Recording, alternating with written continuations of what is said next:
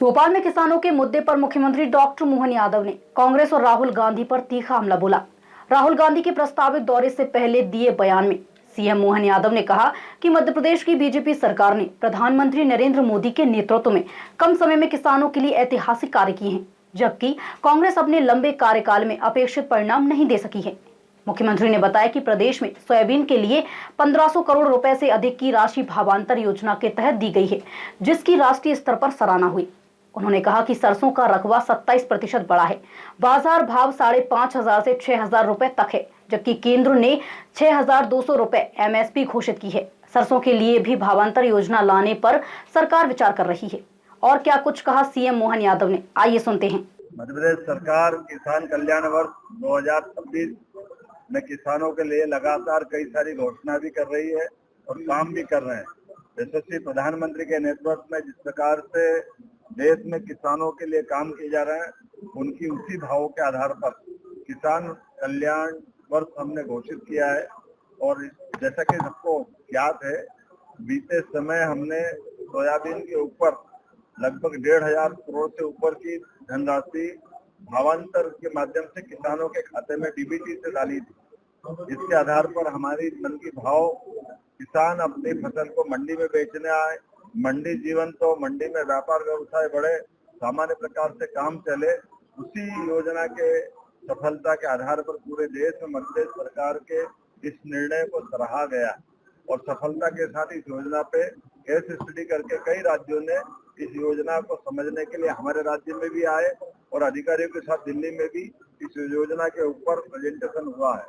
मैं माननीय प्रधानमंत्री के माध्यम से जब किसान कल्याण वर्ष की हमने ये घोषणा की, तो इसमें केवल किसान अन्नदाता नहीं, आगे जाके ऊर्जादाता भी बने, उद्यमी भी बने और समृद्ध किसान समृद्ध प्रदेश के इस बड़े सपने को पूरा करें। इस दिशा में हम लगातार आगे बढ़ रहे हैं। इसलिए मध्य प्रदेश के अंदर देश का खाद्य भंडार बनाने के लिए वैश्विक एग्रो एक्सपर्ट के रूप में मध्य प्रदेश को जाना जाए, इससे हम काम कर रहे हैं। और इसी सिलसिले में जब हमने भावांतर योजना सोयाबीन में सफलता के साथ लागू की, ऐसे में आज वर्तमान के समय में इस फसल के साथ हमारी सरसों के रकबों में पूर्व की तुलना में, क्योंकि सिंचाई का रकबा हमारा बड़ा है, एरीगेटेड एरिया नदी जोड़ो अभियान से लेकर नर्मदा के नदी, साथ साथ बिजली की उपलब्धता और पानी की उपलब्धता होने के कारण से वर्तमान में एग्रीकल्चर का सिंचाई रकबा 28% बढ़ा है सरसों को लेकर के।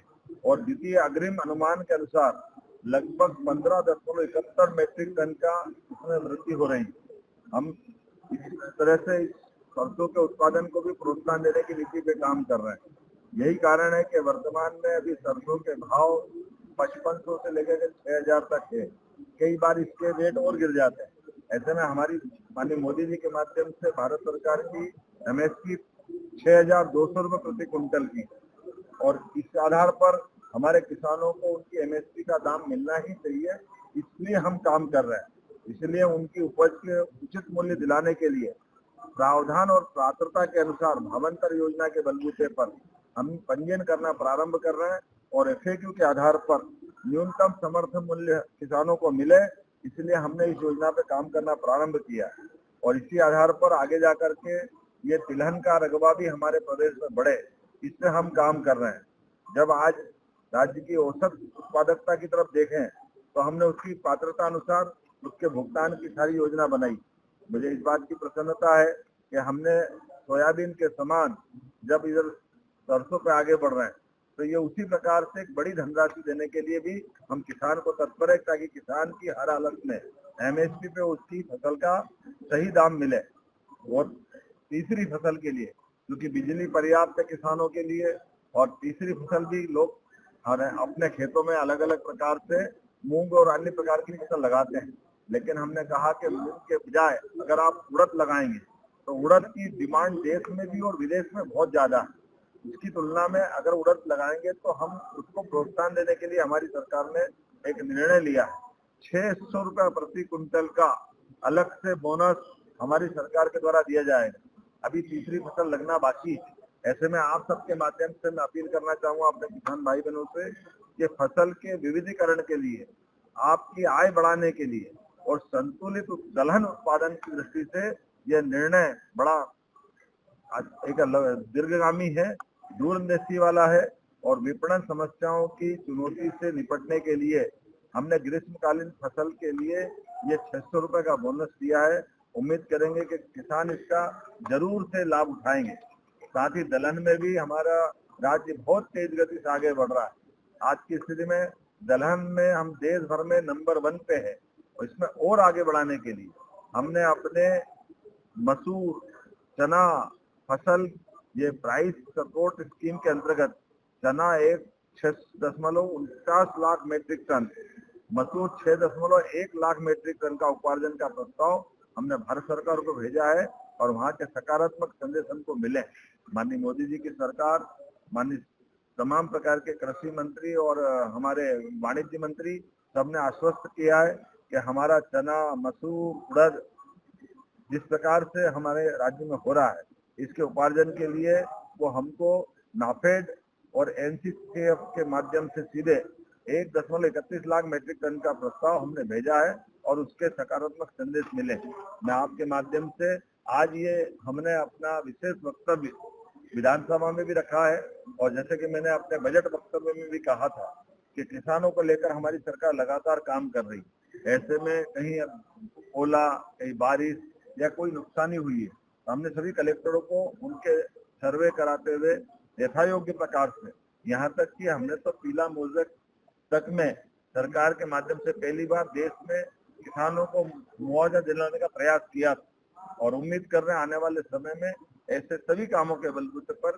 किसानों की आय बढ़े, उनके कष्ट के समय सरकार खड़ी रहे और उनको सही दाम एमएसपी पे मिले। इस बात के लिए हमारी सरकार प्रतिबद्ध है।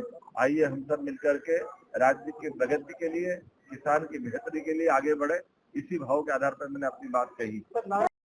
किसान के लिए जितना मदद सरकार ने किया, माननीय मोदी जी ने किया, ये कांग्रेस और राहुल गांधी जी को सोचने का समय उनको निकालना चाहिए।